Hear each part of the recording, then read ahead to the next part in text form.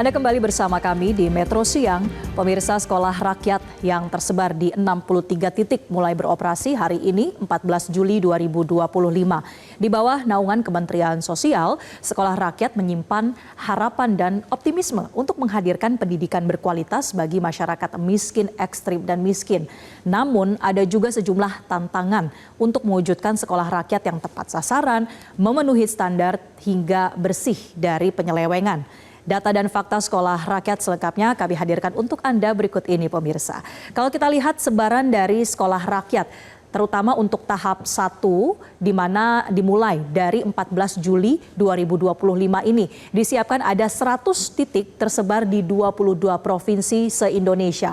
Kalau kita lihat sebaran 100 titik ini, pemirsa, dimulai dari Pulau Sumatera, ini ada 22 sekolah rakyat. Kemudian di berbagai provinsi di Pulau Jawa ada 48 sekolah rakyat. Kalau kita naik ke Kalimantan ada 4 sekolah rakyat. Sementara untuk di Bali, kemudian di Nusa Tenggara Timur, ini masing-masing baru ada 1 sekolah rakyat. Sementara untuk di Nusa Tenggara Barat terdapat 2 sekolah rakyat. Kita bergeser ke wilayah timur Indonesia, pemirsa. Untuk di Papua sejauh ini baru ada 3 sekolah rakyat. Dan di Maluku, ini mencakup Provinsi Maluku dan Maluku Utara, 4 sekolah rakyat, dan di Sulawesi terdapat 15 sekolah rakyat. Jadi kalau di total ini ada 100 sekolah rakyat, pemirsa, di mana pembagiannya di 14 Juli ini baru 63 titik yang dibuka, sementara nanti di akhir Juli tahun 2025, Mensos sempat menyebutkan antara tanggal 25 atau 26 Juli nanti 37 titik sekolah rakyat lainnya akan dibuka. Jadi saat ini masih menunggu sejumlah persiapan, baik itu sarana prasarana atau mungkin dari guru dan tenaga pendidiknya yang saat ini juga masih dalam persiapan.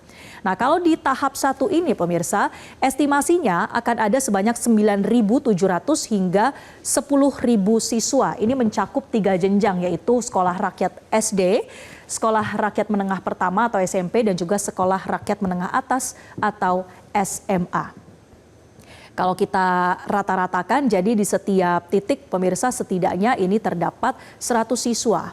Nah, sementara kalau di tahap 1 ini ada 1.554 guru, termasuk kepala sekolah, dan juga ada 3.390 tenaga kependidikan yang akan mengajar sekaligus mengoperasionalkan sekolah rakyat. Untuk tahap pertama ini, guru sekolah rakyat berasal dari guru ASN atau guru yang sudah memiliki sertifikat pendidikan profesi guru yang semuanya juga sudah melalui proses seleksi yang ketat. Bahkan kepala sekolah rakyat ini juga sudah sempat mengikuti retret kepala sekolah, pemirsa, yang digelar oleh Kementerian Sosial untuk menyamakan persepsi, pemahaman, dan juga standar kerja dari sebuah sekolah rakyat. Dan mungkin pemirsa, Anda ingin mendaftarkan anak Anda untuk masuk ke sekolah rakyat, simak dulu syarat dan juga seleksi apa yang nanti akan dijalani oleh para siswa sekolah rakyat. Yang pasti sekolah rakyat ini diperuntukkan bagi anak-anak dari keluarga miskin ekstrim dan juga miskin. Melalui verifikasi ekonomi, data calon siswa akan dicek apakah masuk dalam keluarga desil 1 atau desil 2 berdasarkan data tunggal sosial ekonomi nasional atau DTSEN. Formulir online sekolah rakyat ini masih tersedia, pemirsa. Anda bisa mengunjungi situs resmi sekolahrakyat.kemensos.go.id. Nanti kalau sudah lolos verifikasi ekonomi, kalau sudah memenuhi kriteria, maka akan ada 2 jenis tes yang harus dilalui oleh calon siswa. Tes-tes ini sekarang kalau tadi kita lihat laporan dari rekan kami sedang dilakukan di hari pertama masuk sekolah rakyat. Yang pertama adalah tes kesehatan dan selanjutnya ada tes kecerdasan emosional dan spiritual. Kalau dari tes kesehatan ini mencakup ada beberapa pemeriksaan. Misalnya antropometri, yaitu pemeriksaan untuk mengukur dimensi fisik tubuh manusia. Misalnya ukur tinggi badan, berat badan, lingkar kepala, dan juga proporsi tubuh. Ini untuk melihat bagaimana status atau kecukupan gizi dari seorang anak, memantau pertumbuhan dan juga mengevaluasi potensi fisik. Kemudian ada juga pemeriksaan mata, tekanan darah, pemeriksaan gigi dan mulut, termasuk kalau kemudian ada temuan penyakit menular. Kenapa ini perlu diperiksa, pemirsa? Karena sekolah rakyat ini juga ada kurikulum asrama atau anak-anak ini akan tinggal bersama-sama dengan teman-teman mereka. Jadi perlu dipastikan pencegahan penularan penyakit ini juga menjadi perhatian.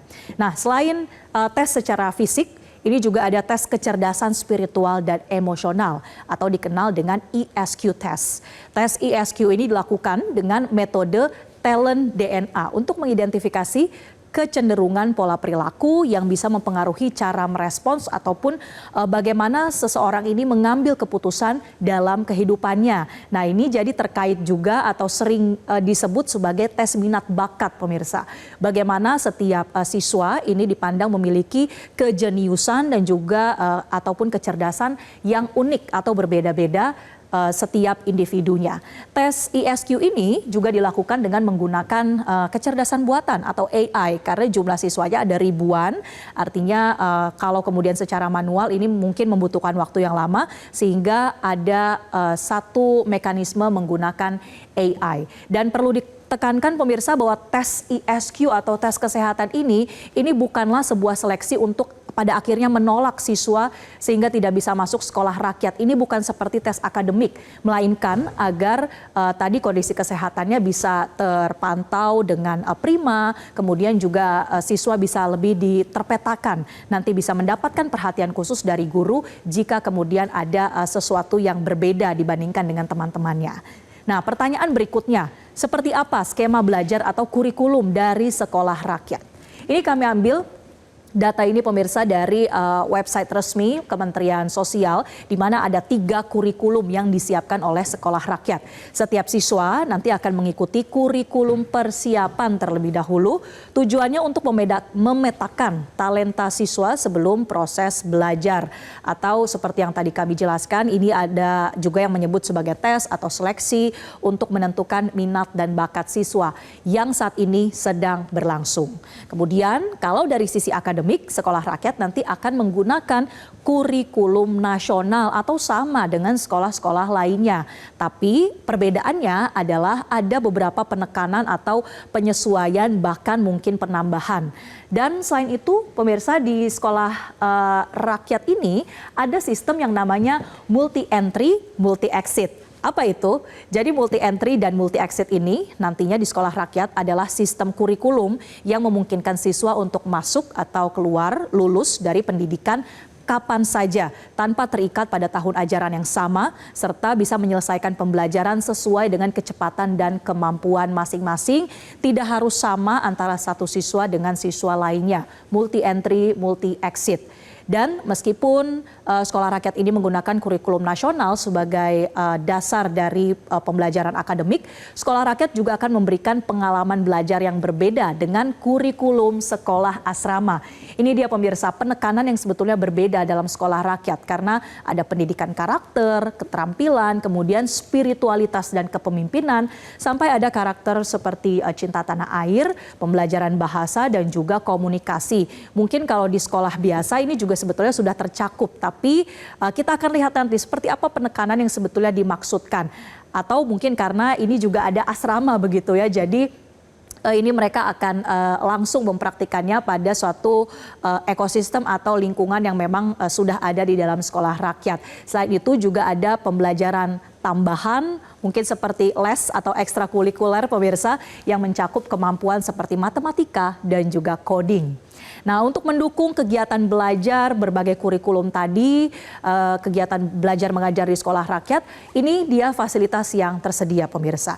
Kalau dari sisi bangunan, fasilitas dan juga sarana prasarana sekolah rakyat ini mencakup ada gedung sekolah pastinya, dilengkapi dengan ruang kelas yang dilengkapi fasilitas seperti kipas angin dan AC, kemudian ada ruang olahraga, tempat ibadah, sampai kantin, bahkan ada dapur juga untuk bisa mempersiapkan makanan gratis bagi siswa-siswa sekolah rakyat. Selain itu bagi para guru ini juga ada perumahan guru, bagi siswa tentunya ada asrama putri dan asrama putra yang terpisah, ada lapangan dan juga ada area bermain. Dan selain itu dari sisi fasilitas lainnya, ini ada akses internet dan juga laptop yang disediakan oleh Kemensos bekerja sama dengan Kementerian Komdiji guna memastikan bahwa setiap sekolah rakyat ini punya akses internet yang cukup untuk mendukung proses belajar mengajar secara digital. Kemudian kalau di sekolah pada umumnya itu ada program MBG atau makan bergizi gratis, di sekolah rakyat juga ada pemirsa, bahkan Badan Gizi Nasional mengatakan bahwa ada 3 kali makanan gratis setiap harinya untuk para siswa di sekolah rakyat. Nah, kalau di sekolah rakyat ini pemirsa kita juga akan lihat di slide berikutnya. Sebetulnya berapa anggaran yang kemudian digelontorkan oleh pemerintah, baik itu untuk membangun atau mengoperasikan sekolah rakyat. Kalau kita lihat dalam renovasi tahap pertama, jadi tahap pertama atau 100 sekolah yang dimulai di bulan Juli ini pemirsa, ini bukan dibangun dari nol, tapi sifatnya adalah merenovasi bangunan-bangunan yang sudah ada. Maka anggarannya pun bisa dikatakan lebih kecil atau lebih murah dibandingkan dengan tahap berikutnya. Di tahap 1 ini total ada 1,2 triliun rupiah, sementara kalau di tahap 2 yang rencananya akan membangun 100 sekolah baru, membangun di sini artinya dari nol, ini anggarannya lebih besar yaitu 20 triliun rupiah. Artinya untuk membangun satu titik sekolah ini butuh sekitar 200 miliar rupiah pemirsa, karena jumlahnya ada 100 di tahap kedua nanti. Nah, selain itu juga untuk operasional sarana prasarana ini angkanya menyentuh 487 miliar rupiah, dan untuk anggaran kurikulum sebesar 3,6 miliar, sementara untuk anggaran guru dan juga tenaga pendidik ini sebesar 1,1 triliun rupiah. Jadi kalau kemudian dirata-ratakan ataupun dibagi setiap siswa per tahunnya ini membutuhkan anggaran sebesar 48,25 juta rupiah. Kita akan lihat dari tahap pertama ini pemirsa, apakah nanti ada evaluasi bagaimana pemanfaatan sarana prasarana dari sekolah rakyat. Angka-angka ini tentu mencerminkan komitmen negara, tapi juga sekaligus menyimpan tantangan akan pengawasan dan juga hasil implementasi dari sekolah rakyat. Apakah dana ini sudah menjangkau anak-anak sampai ke pelosok? Karena kalau tadi kita lihat dari peta persebarannya saja, ini masih terfokus di Indonesia bagian barat yang sudah ada puluhan sekolah rakyat beroperasi. Selain itu juga apakah sekolah rakyat ini sudah menghadirkan kualitas pengajaran dan juga fasilitas yang memadai. Untuk itu pemirsa, dalam hal pengawasan ini kita lihat pernyataan dari Menteri Sosial Saifullah Yusuf yang memberikan perhatian khusus dari sisi pengadaan kebutuhan sekolah rakyat. Tanggal 11 Juli kemarin, Gus Ipul mengatakan bahwa jangan sekali-kali main-main dalam urusan sekolah rakyat.